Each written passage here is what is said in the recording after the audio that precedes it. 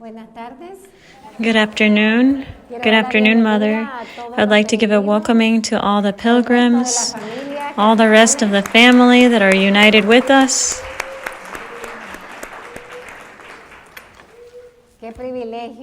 What a great privilege that we have this pilgrimage that initiated with the mission of Lourdes, but in reality is the pilgrimage, the Magnificat of the Two Hearts, in our 25th anniversary of the birth of the lay branch, of which we give thanks because the apostles exist, the missionaries of love exist. It's one of the apostles of the apostles. Well, tomorrow, since I'm going to dedicate with the pilgrims and the ones that are not working can unite with us to speak with more details of the apparitions of Lourdes and the details of the Blessed Virgin Mary, not only the dress and the signs, but I want to speak a little more to enter into the upcoming days. What are the Maran Shrines? Why do the Maran Shrines exist? First of all, we have to understand that in the life of the Church, the Maran Shrines occupy a very fundamental place, a central place, so much so that in each country, in each nation, and even in each diocese, there is a Maran Shrine. And for St. John Paul II, to pilgrimage to the Maran Shrine is a goal of the spiritual life. It's not just how beautiful to go make a visit to the Virgin Mary. It's fundamental for the growth of our spiritual life and has a great significance, a profound one for our life and the life of the Church, the one that we are pilgrims to the Marian Shrines. Including St. John Paul II said to his visit, he said, it was impossible to separate the history of the Church, that lives in the nations. This is very important, brothers and sisters, because the language needs to represent the truth. We say the Church of France, the Church of Italy, the Church of the United States. No, no, no. We are not the Church of. We are the Church that lives in. The Church is one, is holy, Catholic, and apostolic, but it's one. But when we say the Church of, we say it belongs to that nation. No, it's the universal Church that resides in that particular nation, that lives, that executes its mission, its identity as a church in that particular nation. And St. John Paul II said a great emphasis. And so that's why when he gave the apostolic exhortations, each of the synod of each continent, I loved how he said the church in America, the church in Africa, the church in Europe, not the church of. Prepositions, very well used, help us to define the fundamental truths of our faith. It has a great significance, the shrines and the pilgrimage to the Marian Shrines, and we can't separate what it presents in the history. This place is sealed since 1858 with the apparition of our Blessed Virgin Mary to Saint Bernadette. But that was more than a century, and we are here. And so every time our Blessed Virgin Mary is a part of history, logically, she seals that place as a sacred place of her presence, of her maternal presence. But not only for that time. It was for the life of the Church and to also bring her presence to all history. And that's why each shrine of our Lord, of our Blessed Mother, each of them are related. If we go to Holy Land, all the shrines, our sanctuaries are related to the passage of the sacred scriptures. We go to the Marian Shrines, and in its generality is connected to an apparition of our Blessed Mother, which signifies of an intervention of the presence of our maternal presence of our Blessed Mother in that historic time and to a particular person. As we spoke yesterday, everything is personal for a good of humanity and all the Church. Who was this singular person? Saint Bernadette here. Also, not only necessarily, it could be an apparition in all of our countries of Latin America. There is a Marian Shrine dedicated to an image, a miraculous image of our Blessed Virgin Mary. But not only an image that someone has a devotion, there has to be an intervention, a manifestation, a particular manifestation to elevate that devotion in that sanctuary, to be a national sanctuary. Also, there are shrines that manifest intervention of our Blessed Mother. And what does that mean? A shrine that manifests the intervention of our Blessed Mother, souls that are away from the Lord, or victories reached through her intercession, like we have the sanctuary of the Holy Rosary in Pompeii, who builds the sanctuary, an ex-priest, a high priest, a satanic priest, who converts through the Holy Rosary and dedicates himself to what? To build a sanctuary of Our Lady of the Rosary. There's also shrines dedicated to victories our Blessed Mother has attained in the defense of a people, the Church. But always the shrines have to remind us something, and this is very key.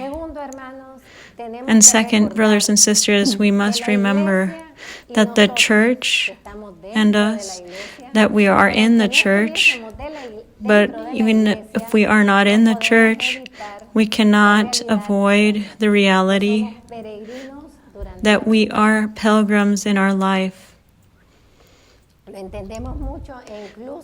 We understand it very much after our baptism when they say we pilgrim the itinerary of our faith, that each one of us are pilgrimaging in our life, not only in our work, in our school, in our university.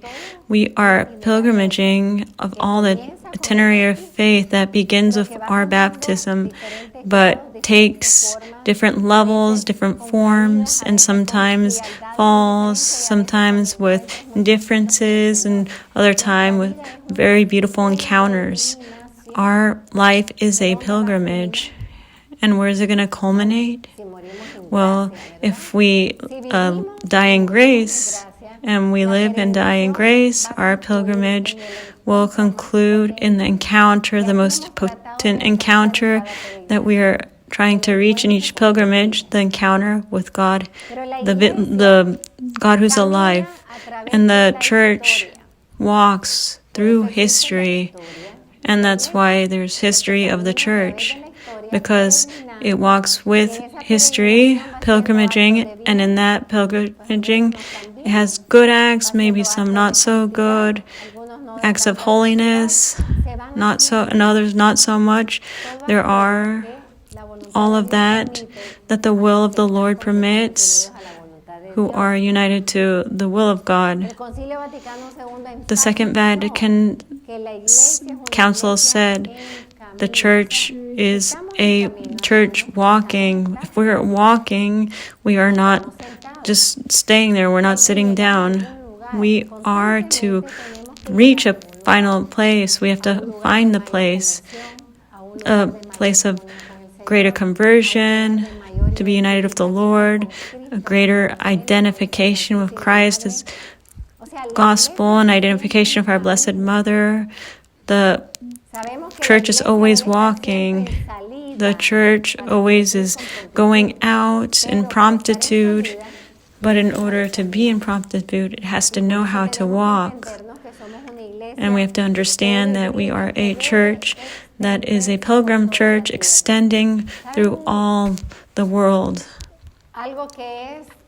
something, something that is a certain point, a little pain, not big, but a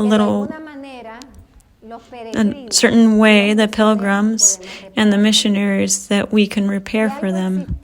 If something that existed before in the church, it was this missionary zeal. That missionary zeal, interestingly, that's for the religious. Yes, well, that is our vocation's universal. But there's something very interesting. When St. John Paul II speaks of the formation of the seminarians and the diocesan priest, he dedicates a chapter of missionary zeal. And what does that mean? Even though a diocesan priest is incarnated in a specific place, if there's another place of the world that needs a priest, even if they are diocesan, they need to offer themselves, because the church is missionary. And this missionary aspect, must never be denied. And what happens, we have two classes of missions. You can learn it, you can write it down, because for many years it's called agentas, to reach the people that didn't know the Lord, that never spoke of the Lord, never hear about Him, or proclaim the gospel. But now we have the other challenge. That's why we have the calling that St. John Paul II said of the new evangelization.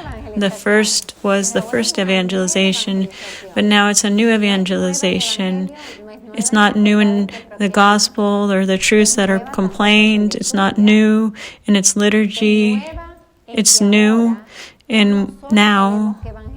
We not only have to evangelize the countries or people that don't know or haven't heard of God. Now we have to arduously evangelize the ones that were called Christians, nations that were once Christians officially, and now officially they have proclaimed themselves atheist. And so our greater challenge, because both oars have to be at the same time. There are people have never have heard, and we have to proclaim the gospel, and there are people have heard the gospel totally, including they are baptized, and they have renounced the faith. And if they have not renounced it openly, they don't live it, they don't practice. God is not the center of their life. And for that reason, the missionary zeal and pilgrims must never cease in life. And that's why it's so important, the pilgrimages. And that's why the Lord poured forth. And that's why our Mother, I don't know, is going to manifest in the sky, the sun, the moon. It's not important what she manifests externally as much. It's what she's manifesting in the hearts, and that you know. And each time we get out of our comfort and we put ourselves on walk and pilgrimage and mission, the Lord begins to pour forth all the Holy Spirit, soft, strong, depending on what we need. And that's why it's so beautiful that the church that is extended through the whole world without not that it doesn't have struggle, the church extends the kingdom and in the midst of persecutions, and more than ever, well, in certain different form. We can never say more than ever, but very differently. And so the church cannot stop advancing the kingdom of heaven. And who it depends on? It depends on us. And who does it depend on? Christ, or that we advance on us. But the most beautiful thing is that the church extends itself, that they are taking out, and there are many ways to take out of the church through persecution, assassination of Christians, or stretching it to a certain form that it can't exist. We have a country, well, many countries, but a country that we all know, that they are stretching it to a certain point that there are less priests. each time there are parishes open, and that's my own country, Nicaragua. And so what is the purpose of all these persecution of the church, putting them in prison, to getting them out? And what are they doing? Stretching the church to a certain point that the faith is reduced to a few priests to minister to their people if they allow them, but it is reduced to prayer and fidelity of the lay people. I'm impressed how the lay people are receiving the Fatima, now Our Lady of Lourdes, and what happens in those homes. Brothers and sisters, the Lord supplies for what we need in the domestic church. What cannot happen in some parishes, it's happening in the domestic churches. What happens also at the Maran Shrines, and that also moves me. I always say, if there's someone that dedicates, well, I've a lot that I do already. I give you a map of France, but there exists a geography, a Maran geography. There exists a geographical ecclesial. Where are some Catholics? Where are some Catholics? You can put a little point. Even though there are 10, even though if there are 2, if the church began with 12, it could continue. It doesn't matter if they reduce us. It did not begin with 12. The thing is, the 12 were disposed to go to the ends of the earth, preaching the gospel and paying any price as given. But there exists a Maran geography. During our pilgrimage, we are going to walk the Marian pilgrimage, the French. And it marks so clearly through the apparitions since 1830, Rue de Bac, America's Medal, which begins the Marian era. And then we're going to speak of the Marian era during the time of travel. It begins the Marian era, and our Blessed Mother has 5 important apparitions in France that mark a Marian geography, a beautiful geography. It marks a geography that draws a M, sealing this country like any other country for maternal presence. But the geography, Marian geography, it's also necessary to visit, because if our Blessed Mother made a Marian map, what do we need to do as children? We need to visit, walk the path that she has opened here on earth. The first place, the first geographical place, where is it? In Holy Land. And in Holy Land, our Blessed Mother was not still. She was not passive. Imagine if we go to the geography of Holy Land, of Nazareth, to Bethlehem to Egypt. And there were many years in Egypt, and it's beautiful to study the geography of the Holy Family in Egypt. From Egypt to Nazareth, Nazareth to Jerusalem, Jerusalem to Galilee, Cana. You realize though, the places where she's walking, she's marking a path. It's what we do when we go to Holy Land. We are following the footsteps of our Blessed Mother. She's the one that began the path of Jesus, and then we go to the path of Jesus. But each nation and in all the world, what John Paul II says, the Marian geography, the Mother has dedicated in each nation, in each continent, to mark their places so her children could go. Maybe we can't go to Europe, but we can go to Mexico, to the heart, the American continent, where our Mother appears in the most important time in the existence of the world, and we know everything that happens. When we go to Mexico, I'll tell you in details. But our Blessed Mother opens the history of America, she always opens the history of the Christianity because she's the one that precedes she is the moon that precedes the Sun of Justice, opens the path of her Son and all faith. And through the geography, it's not only space. Geography is not only space, even though we speak of space. We speak of that. I studied maps, but now it's a different generation. I was able to study it. Hopefully that we could study that. We could have in order to study geography. But brothers and sisters, when our Blessed Mother opens the path, when she comes through the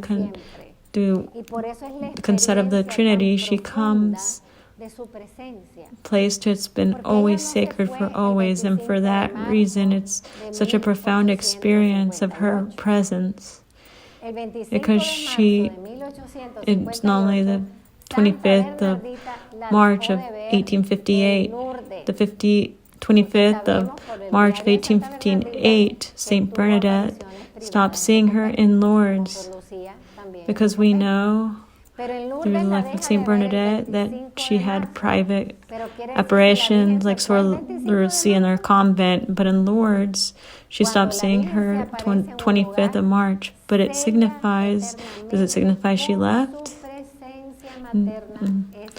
When our Blessed Mother, she appears, she eternally seals her maternal presence in a place. If not, we would not be here. If it would not been known, she's not all the graces that her sons permits her, it would not be her. She is allowing healing of souls, of body, the one that comes to gears to confess, to purify ourselves. If we do not feel ourselves, that we don't want to come out of the grotto. Almost we get planted here in the grotto. Why? What is their difference here? That is the presence, the maternal presence of our Blessed Mother for all the pilgrims who come through the century.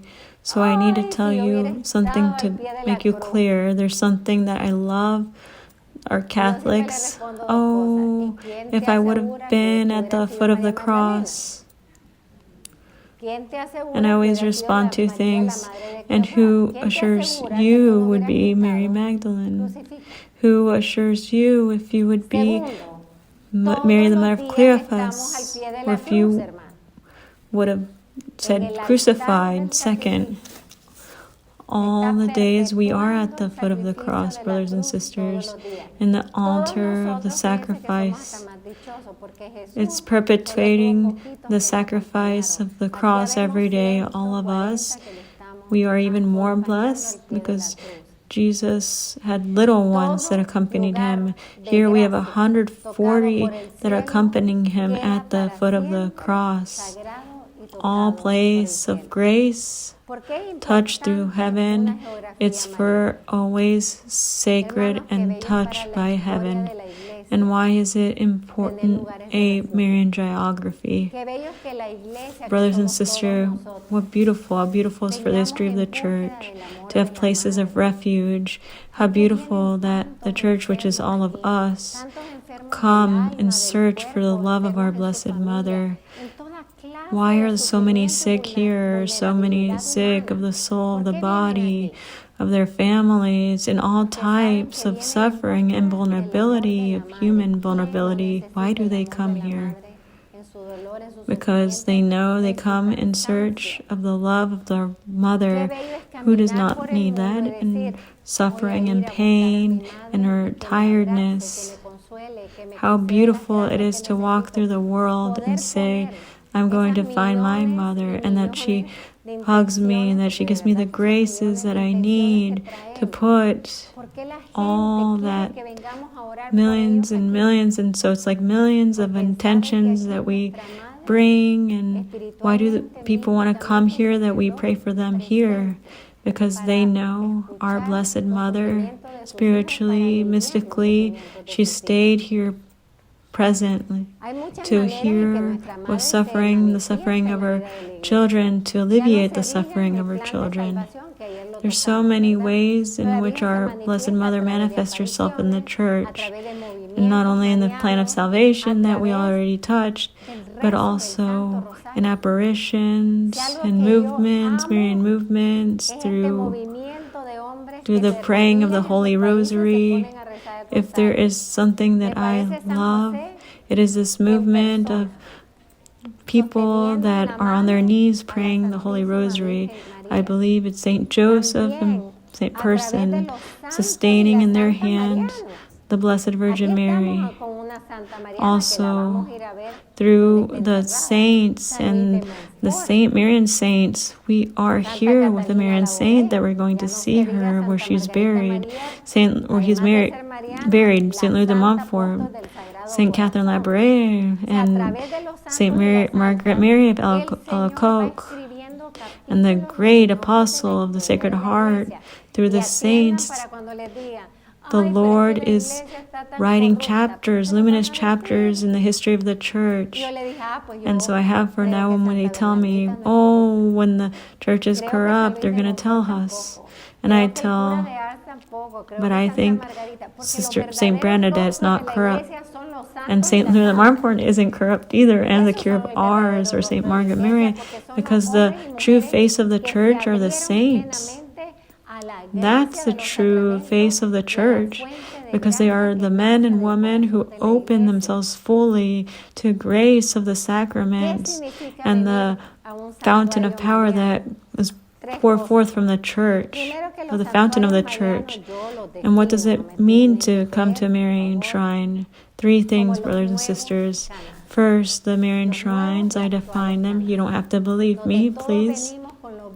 Like the new Canas, and the new and the actual Canas, where we all come with the wine that's lacking, with the jars that are kind of a little less, the one that doesn't have, the one that comes full, then the Lord cannot do the miracle. True?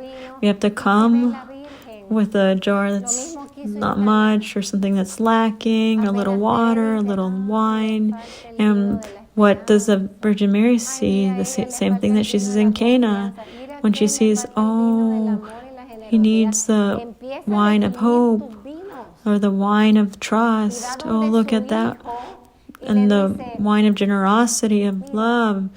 She begins to define the wines, and she goes to her son and she says, look at him.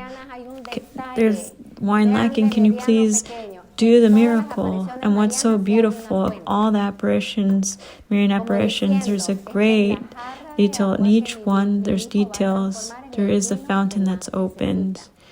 Like it's saying, this is the jar that my Son will transform in that wine that's most needed. The Marian Shrine is a place of encounter. Do you remember in the Old Testament, what was the desire of the Israelites? To arrive at the God. And who was the God of the Israelites? The one was in the Ark of the Covenant. And what was in the Ark of the Covenant? The staff of Aaron, the manna, and what else? The 10 Commandments, the Word, the Eucharist, and the authority. There you're going to search. They're searching. Well, now the new Ark of the Covenant, who is it? Our Blessed Mother, who she didn't bring the manna, she brought the bread of life, and the only thing that she does is donate her Son, Jesus, from the visitation all the way to the world, visiting to the world. The woman of the world, and that we'll tell another time, and that deserves a great complete. And woman of the Word, so much so that the Word is made flesh. And the authority of Christ, who's King. Do not forget to say that the world is dominated. Yes, it's very dominated. Through who, I don't want to mention. But it's also, it's dominated because we've given liberty, freedom. But the greatest King is Jesus Christ. And the one we are with Him, and we give Him His authority and His kingdom. But who is at the right of the Father, or the King? In the psalm that we prayed yesterday, at the right hand, the princess is arrayed with gold at his right hand. And it gave me a sensation to cry, to think. We always think to give what the Lord has given us, to prepare His place. But the thing, I thought how beautiful. He went up, ascended up, and He made a place to our mother, to this throne of our Queen. We're giving authority to Christ and His mother, who is Queen of heaven and earth. And a shrine is a place of memory, but not just a memory. Oh, how beautiful what happened to Saint Bernadette. Yes, we have to know what happened to Saint Bernadette. We need to know what our Blessed Virgin Mary did to her, what Saint Bernadette did as a response to our Blessed Mother, or what our Blessed Mother did in this place. For what? To know just the story of Lourdes.